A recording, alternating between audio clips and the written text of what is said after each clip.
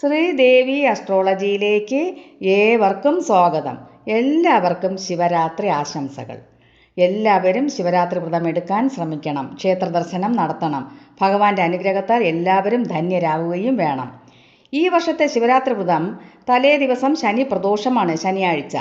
ഭഗവാനെ നല്ലവണ്ണം പ്രാർത്ഥിച്ച് ക്ഷേത്ര ദർശനം നടത്തി ഭഗവാന്റെ തീർത്ഥം സേവിച്ച് വ്രതമെടുക്കുന്നത് വളരെ ഉത്തമമാണ്.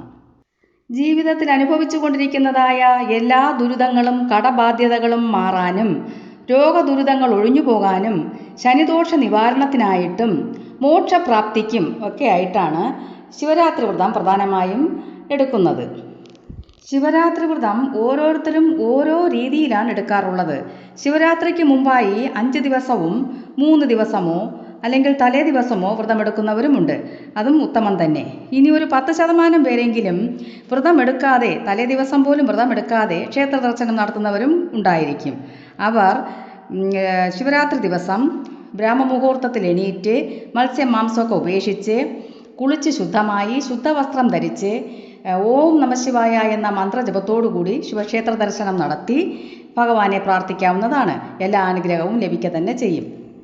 മഹാദേവന് ഏറ്റവും പ്രിയപ്പെട്ട കൂവളത്തിലെ നടയ്ക്കൽ സമർപ്പിക്കുന്നതും കൂവളമാല ചാർത്തുന്നതും ഭഗവാൻ ഏറ്റവും പ്രിയപ്പെട്ട കരിക്കിൻ വെള്ളം അഭിഷേകം നടത്തുന്നതും ജലധാര നടത്തുന്നതും പിൻവിളക്ക് നടത്തുന്നതും വളരെ ഉത്തമമാണ്. ഇതിലേതെങ്കിലും 1-2 വഴിപാടുകളൊക്കെ ചെയ്ത് ശിവരാത്രി പുണ്യം നേടാവുന്നതാണ്. ഭഗവാന്റെ പൂർണ്ണ അനുഗ്രഹം ലഭിക്കും. പിന്നെ കൂവളത്തില കൊണ്ട് പുഷ്പാഞ്ജലി നടത്തുന്നതും കുടുംബത്തിലുള്ള എല്ലാവരുടെയും പേരും നക്ഷത്രവും ഒക്കെ പറഞ്ഞ് പുഷ്പാഞ്ജലി കഴിപ്പിക്കുന്നതും വളരെ ഉത്തമമാണ്.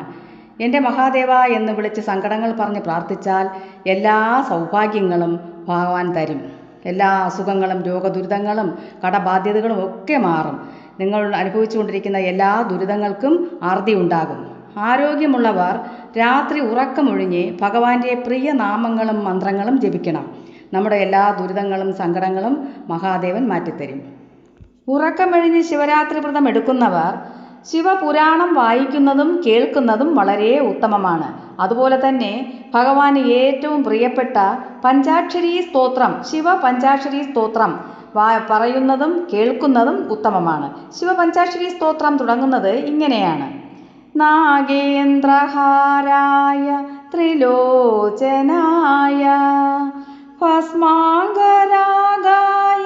മഹേശ്വരായ നിത്യായ ശുദ്ധായ ദിഗംബരായ തസ്മൈ നകാരായ നമഃ ശിവായ. നമഃ ശിവായ നമഃ ശിവായ ഓം നമഃ ശിവായ. നമഃ ശിവായ നമഃ ശിവായ ഓം നമഃ ശിവായ. മന്ദാകിനേ സലില ചന്ദന ചർച്ചിതായ നന്ദീശ്വര പ്രമഥ നാഥ മഹേശ്വരായ മന്ദാര പുഷ്പ ബഹുപുഷ്പ സുപൂജിതായ തസ്മൈ മകാരായ നമഃ ശിവായ. നമഃ ശിവായ നമഃ ശിവായ ഓം നമഃ ശിവായ. നമഃ ശിവായ നമഃ ശിവായ ഓം നമഃ ശിവായ. ശിവായ ഗൗരീവദനാരവിന്ദ സൂര്യായ ദക്ഷാതുരനാശകായ ശ്രീനീലകണ്ഠായ വൃഷധ്വജായ തസ്മൈ ശിഖരായ നമഃ ശിവായ. നമഃ ശിവായ നമഃ ശിവായ ഓം നമഃ ശിവായ. വസിഷ്ഠ കുംഭോത്ഭവ ഗൗതമാരി മുനീന്ദ്രദേവാർച്ചിത ശേഖരായ ചന്ദ്രാർക്കവൈശ്വനരലോചനായ തസ്മൈ വകാരായ നമഃ ശിവായ. നമഃ ശിവായ നമഃ ശിവായ നമഃ ശിവായ. യക്ഷസ്വരൂപായ ജടാധരായ പീനാകഹസ്തായ സനാതനായ ദിവ്യായ ദേവായ ദിഗംബരായ തസ്മൈ യകാരായ നമഃ ശിവായ. നമഃ ശിവായ നമഃ ശിവായ ഓം നമഃ ശിവായ. നമഃ ശിവായ നമഃ ശിവായ ഓം നമഃ ശിവായ. ഇതാണ് ശിവപഞ്ചാക്ഷരി സ്തോത്രം. ഇത് ജപിക്കുന്നതും കേൾക്കുന്നതും വളരെ ഉത്തമമാണ്. ശിവഭഗവാൻ ഏറ്റവും പ്രിയപ്പെട്ട ഒരു പഞ്ചാക്ഷരി സ്തോത്രമാണിത്.